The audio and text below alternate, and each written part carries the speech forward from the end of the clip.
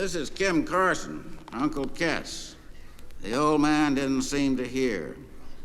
He spoke to the air in front of him. Your hand and your eyes know a lot more about shooting than you do. Just learn to stand out of the way. His empty eyes, old, unbluffed, unreadable, rest on Kim. City boy, did you ever see a dog rolling carrion? Yes, sir. I was tempted to join him, sir. Did you ever see a black snake pretend to be a rattlesnake? The scene flashed in front of Kim's eyes. Kells, Ellisor, and Kim had chased and cornered a 6-foot black snake. It was a fall day, and there were leaves on the ground, and the snake coiled itself, opened its mouth, vibrating the tip of its tail in the dry leaves. And both boys saw immediately what was happening. He's pretending to be a rattlesnake, trying to scare us off. How's he know enough to do that? What do you think, Kim? The old man asked. You think he once saw a rattlesnake scare someone? No, sir, I think he just knows about other snakes. Kim, if you had your choice, would you rather be a poisonous snake or non-poisonous? Oh, poisonous, sir, like a green mamba or a spitting cobra. Why? I'd feel safer, sir. And that's your idea of heaven, feeling safer? Yes, sir. Is a poisonous snake really safer? Not really, but he must feel good after he bites someone. Safer? Yes, sir. Dead people are less frightening than live ones. Young man, I think you're an assassin. I want to be one, sir. He does make the grade.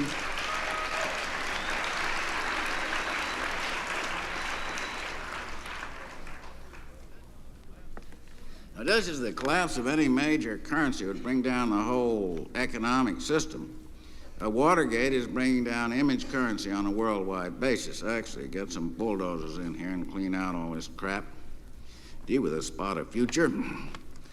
See what we owe to old George, his slimy reincarnation of Eleanor Roosevelt. Now, this is a space age. We are here to go, but there are those who want to keep us from going anywhere and make existence here insufferable in the meantime. Yes, this world would be a pretty easy and pleasant place to live if everybody could just mind his own business and let others do the same. But a wise old black faggot said to me years ago, some people are shits, darling. I was never able to forget it.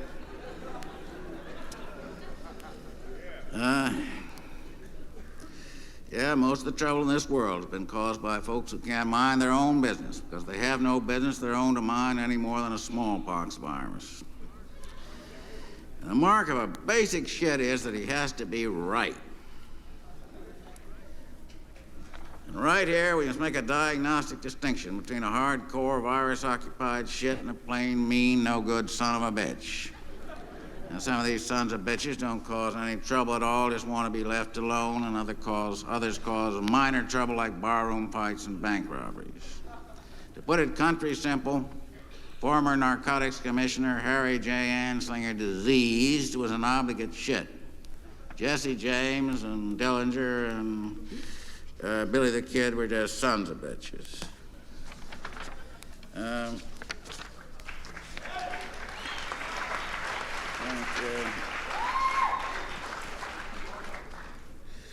I guess this is the most directly political piece that I've written. It was written on the just before the vote on Proposition 6 in San Francisco. And Proposition 6, as some of you may know, was a law put forward by someone named Senator John Briggs that would make it obligatory to fire any teacher who openly admitted to being homosexual or who said that homosexuality was a viable way of life. And this piece is called The Whole Tamale. Proposition 6 is obviously a spurious issue. What 6 pretends to be about and what it actually is about are as different as the con man's pattern his actual hidden intentions. All right, Bible Briggs, by their fruits ye shall know them, and not by their alleged intentions. Make no mistake, Proposition 6 is a potentially deadly threat to all minorities, and Senator Briggs said it himself. I'm not picking on homosexuals only, I'm after the whole tamale. Well, I think it's about time Anita Bryant and Briggs and such people met up with their constituents. And here is Arthur Thom Rowe, T-H-O-M, chairman of the White People's Committee to Restore God's Law, editor of a lurid tabloid called The Torch, published in Bass, Arkansas. And he's a good old boy, too, not a finer man in Bass, Arkansas than old Thom Rowe. After praising the courageous Anita, he gets down to committee business. The White People's Committee is not embarrassed to admit that we endorse and seek the execution of all homosexuals. God's law calls for the death penalty to the faggot slime, the whole filthy lot of them. Now old Thom is just warming up. He don't stop there. Like Briggs, he's after the whole tamale. He is also the publisher of a book called The Negro, a Beast. And his rag is replete with references to, quote, rabid, sex-perverted Jews. He's going to apply God's law to the Jews, the blacks, the Hispanics, and the Chinese. Done bit himself off quite a tamale. About 50 million folks he's going to kill, some of whom might even resist. In plain English, he's talking Civil War.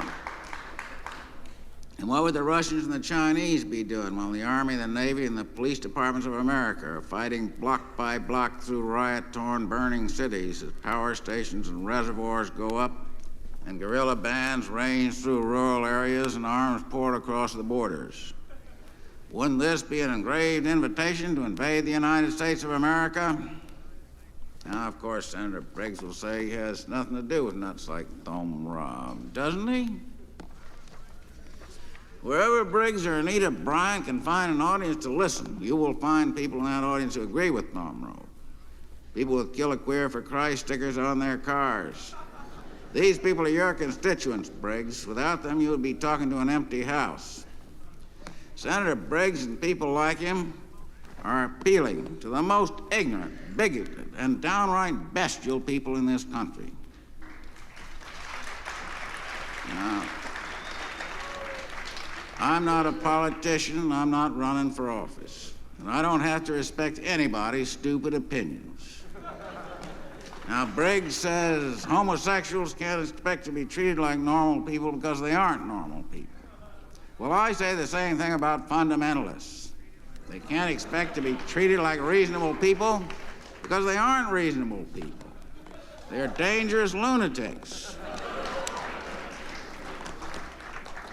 And also, they are basically unreliable and dishonest.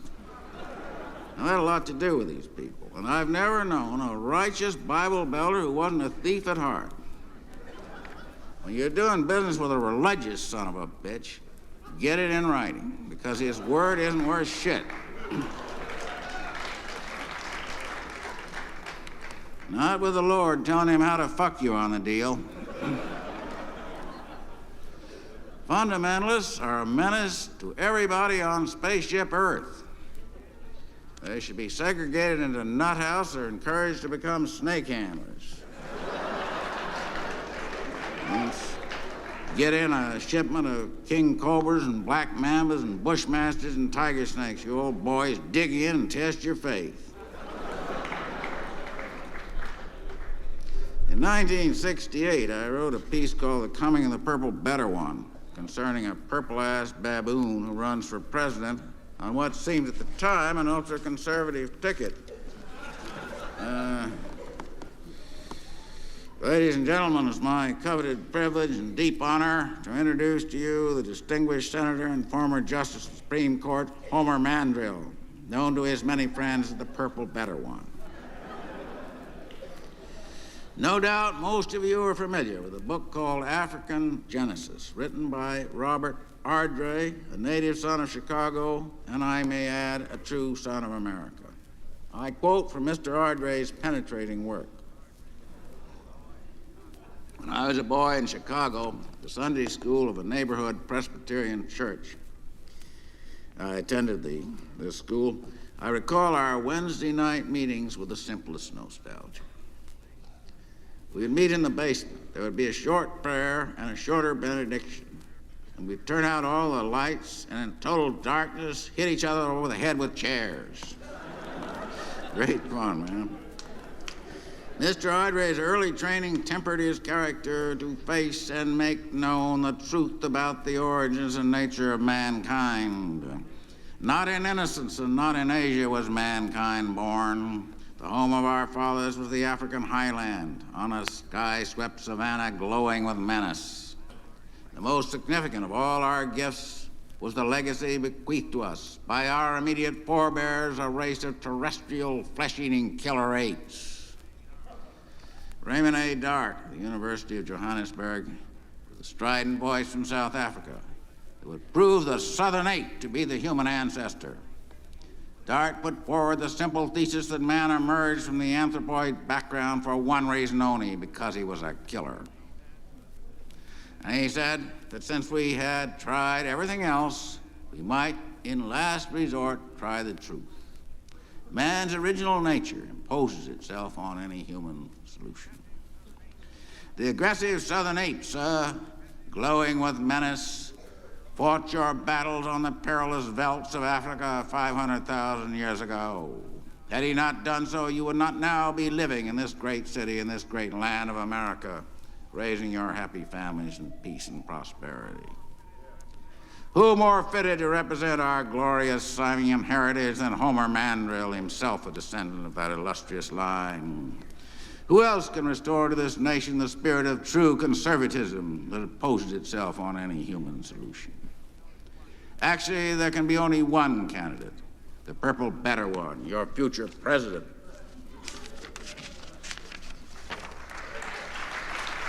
Well,